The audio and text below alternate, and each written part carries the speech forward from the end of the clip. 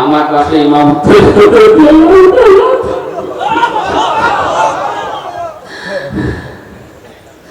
দাঁড়িয়ে আমার পাশে দাঁড়িয়ে আছেন, আর আশেপাশে কোনো কথা আমি শুনতেছি না। ইমামত দেওয়ান বললেন, দেওয়ার সময় হয় নাই। তখন একটু পরেই ডাক্তার আসলো বিকেল বেলা, এসে আমার নতুন যে লেটেস্ট এক্সরেটা করে দিয়েছে যে লাঞ্চে আস্তে আস্তে ঠিক হয়ে যাচ্ছে। ইমামত তরিকত দরবারে আমার মামা আব্দুল মজিদ খেদমত করেছেন। সেই সুবাদে তিনি এখানে যখন খেদমত করতেছিলেন, ইমামত তরিকত রাদিয়াল্লাহু তাআলা আনহু একদিন আমার বাবাকে বললেন যে আব্দুল মজিদ, তুমি একটু বাসায় এসো। হুজুরকে বাড়িতে যেতে বললেন। যাওয়ার আব্বা প্রথম চিন্তা করতেছে, হুজুরে তো কোনোদিন আমার বাড়ি যেতে বলে নাই, আজকে লিগা কইল ব্যাপার দেখছে। বাসায় গেছে, দুপুরবেলা আজকে তুমি আমার সাথে খাবে। তো মুরিদ যা হুকুম তাই পালন। সেখানে ওই দিন হুজুরের বাসায় ছাগল জবাই হয়েছিল। কিসে ছাগল জবাই করা হয়েছে। হুজুরকে সামনে গোশত উপস্থাপন করা হয়েছে। করার পর ইমামত তরিকত রাদিয়াল্লাহু তাআলা আনহু সামনে ওই খাসির যে মাথাটা আছে না, মাথাটা আনছে। নানু যখন আইনা দিছে, ইমামত তরিকত বললেন, আব্দুল মজিদ, তোমার তো শ্বশুর বাড়ি নাই, তোমার তো বিয়ে করে নাই, তোমার তো শ্বশুর বাড়ি নাই, তুমি এই মাথাটা খাও। সুবহানাল্লাহ বলুন না। সুবহানাল্লাহ। কি বুঝলেন? হ্যাঁ বুঝলেন? এমনি কি দলিগতের ইমাম, তারপরে ইন্তেকালের অনেক বছর পর, প্রায় 65 যখন আমার মায়ের বিয়ে হয়েছে এখানে, নানি যান বললেন যে আমাদেরকে বলছেন, আমরা তো তখন বুঝি না যে কি জানোস। আমি বক্তব্যের কথা বলি, মনে কিছু নিয়েন না। তোর মার বিয়াতে তোর নানা সহ হাইবাসালাম সহ সবাই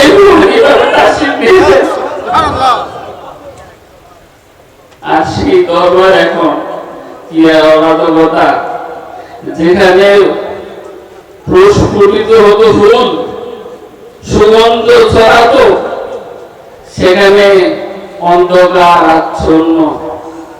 আমি নিজেও বড় মাঝে মাঝে বিরক্ত হয়ে যায়, হুজুরকে আমরা খেদমত করতে পারি না। ইমামত রাদিয়াল্লাহু তাআলা আনহুর সাহেব জামান মুর্শিদেও জানিয়াতে আমেরিকাতে আছেন, আসতে পারেন নাই। কালকে আমার সাথে কথা হয়েছে। আমি বললাম যে কি এক বিদ্যুতের কাছে দিলেন, খালি সকালে একবার পড়া দিকেন যাই, বিকালে একবার যাই, কয়টা তোর ওই কাম, তুই তো যাবি। আইলাম সবাই, কদিন যাবত আসতেছি। এখানে যারা আছেন সবাই দরবারের জন্য দোয়া করবেন, আল্লাহর জন্য শান্তি ফিরিয়ে দেন। যারা বুঝেন না, বুঝার তৌফিক দেন। আমি গত জানুয়ারি মাসে মুম্বাই গেছিলাম, তো ওখানে মদিনা শরীফ প্রথম ছিলাম, তারপরে মক্কা শরীফ এসে উমরা করে অসুস্থ হয়ে গেছি।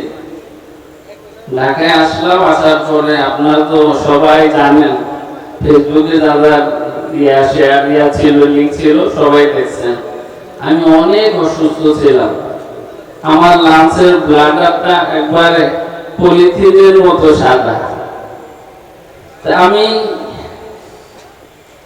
আমাকে প্রথম নিয়ে আইসিইউতে ভর্তি করলো, প্রায় 5 দিন 6 দিন পরে ডাক্তাররা বলতেছেন যে ফিসফিস করে বলে, আমাকে শোনায় না, যে এই পেশেন্টটা বাঁচবে না।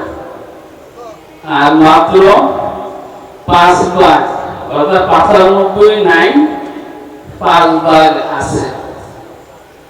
সেখানে আমার ভাই আলিউল্লাহ ওরা সবাই লাইফ সাপোর্টের জন্য সিগনেচার করেছেন। এখানে নামাজ কালাম আমার তো কোনো কাজ নাই, মানে শুধু একটু বেশি হয়েছে, কারণ কেউ কাছাকাছি নাই।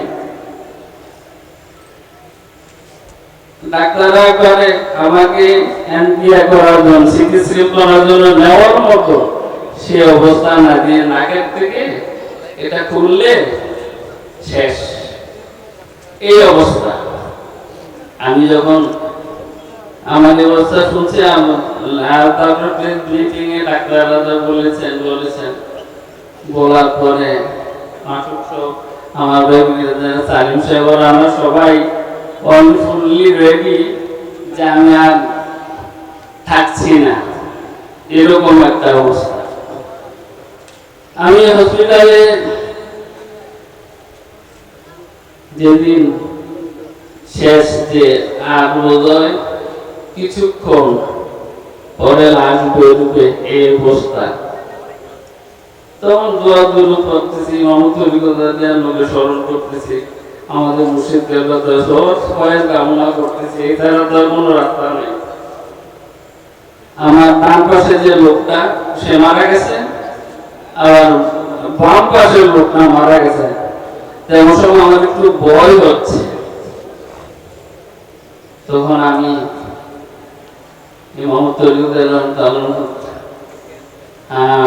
মোরাকাবা করতেছিলাম, আমি তো জানি যে শেষ। এমন সময় আমার যখন একটু ভয় হচ্ছে, পরে দেখি যে কিছুক্ষণ পরে লাল একটা মকমলের তাবু আমার উপরে এইভাবে দেওয়া।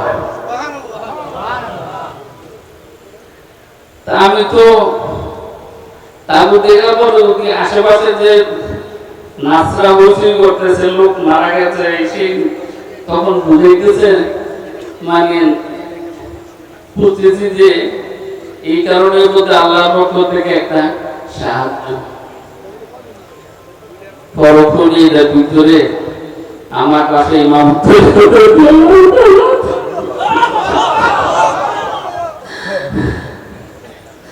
দাঁড়িয়ে আমার পাশে দাঁড়িয়ে আছেন, আর আশেপাশে কোনো কথা আমি শুনতেছি না। ইমামত দেওয়ানো বললেন, দেওয়ার সময় হয় নাই। তখন একটু পরেই ডাক্তার আসলো বিকেল বেলা, এসে আমার নতুন যে লেটেস্ট এক্সরেটা করে দিয়েছে যে লাঞ্চটা আস্তে আস্তে ঠিক হয়ে যাচ্ছে। আমার যে ডাক্তার তিনি বলতেছেন আপনার কিসমত ভালো, আপনার লাঞ্চটা আগের মতো না, ইমপ্রুভ হচ্ছে।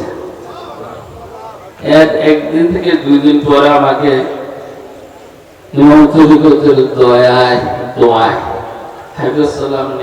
আমাকে কেবিনে দিয়েছেন। সুবহানাল্লাহ বিহামদিহি।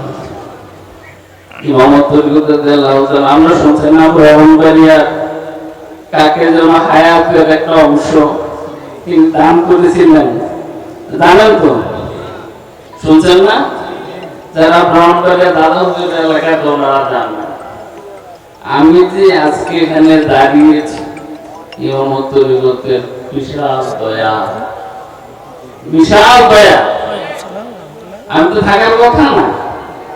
এ হায়াত তিনি যে আল্লাহর ওলিরা যে ওনাদের যে কারামত সত্য অনুযায়ী হায়াত ডিস্ট্রিবিউশন যে করতে পারেন, কমান বাড়ানোর ক্ষমতা যে আল্লাহর ওলিদেরকে আল্লাহ দেন, এটা জ্বলন্ত প্রমাণ। আমি নিজে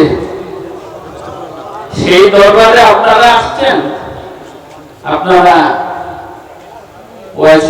মাহফিলটা যেন বার্ষিক হয়, সহযোগিতা সকলের কামনা করছি। আমার ভাইজানকে ওনাদের দোয়া কামনা করছি। আর